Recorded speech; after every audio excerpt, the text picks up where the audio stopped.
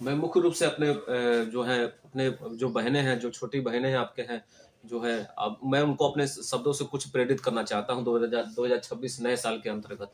देखिए बाबू, आप ये ध्यान रखिएगा, केवल लड़कों का केवल यह जो है एक कार्य नहीं होना चाहिए कि वो जाकर जीवन जीवन में आगे बढ़ेंगे या माता-पिता उनको ज़्यादा सहूलियत देंगे, अपने जीवन में आकर आगे जाकर क्या करेंगे, क्षेत्र को देखेंगे। केवल लड़कों के हिस्से में नहीं है, हिस्से तुम्हारे में है। लड़कियाँ भी चाहती लड़कियाँ भी कर सकती हैं। आपके लिए भाग्य में ये सब सारी चीज़ें हो सकती हैं। इसलिए अपने माता-पिता को विश्वास दिलाइए कि माँ, पिताजी हम लोग भी ऐसा कर सकते हैं। तो आप लोग क्या करेंगे, उसके लिए सबसे पहले क्या करिए, परीक्षा की तैयारी हो रही है, जनवरी माह हमारा शुरू हो गया है, फरवरी में एग्ज़ाम है, 18 फरवरी से एग्ज़ाम है। तो आप क्या करिए, रोज़ सुबह उठकर भोर में पढ़ने का प्रयास करिए। देखिए, शाम को सब लोग पढ़ते हैं, लेकिन भोर में पढ़ना सबके बस की बात नहीं होती है। इसलिए मैं सारे बच्चों से कहूँगा कि आप भोर में ज़रूर पढ़ें। भोर में पढ़े रहोगे ना, तो माता-पिता आप पर ज़रूर विशेष ध्यान देंगे। और ऐसे बच्चों के लिए माता-पिता हमेशा कुछ न कुछ करने को तैयार रहते हैं। यहाँ तक कि माँ अपना ज़ेवरात बेचने को तैयार रहेगी, पिता अपना खेत-बाड़ी बेचने को तैयार रहते हैं। अगर बच्ची पढ़ने लायक हो तब।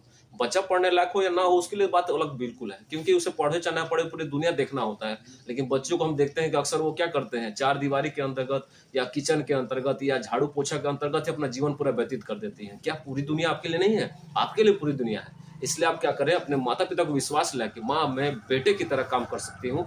मुझे भी पूरी दुनिया देखनी है, तो इसलिए आप मुझ पर विश्वास कराइए। तो इसके लिए सबसे पहले क्या है, आप भोर में उठकर पढ़ना सीखिए और ज़्यादा से ज़्यादा समय पढ़ाई पे दीजिए।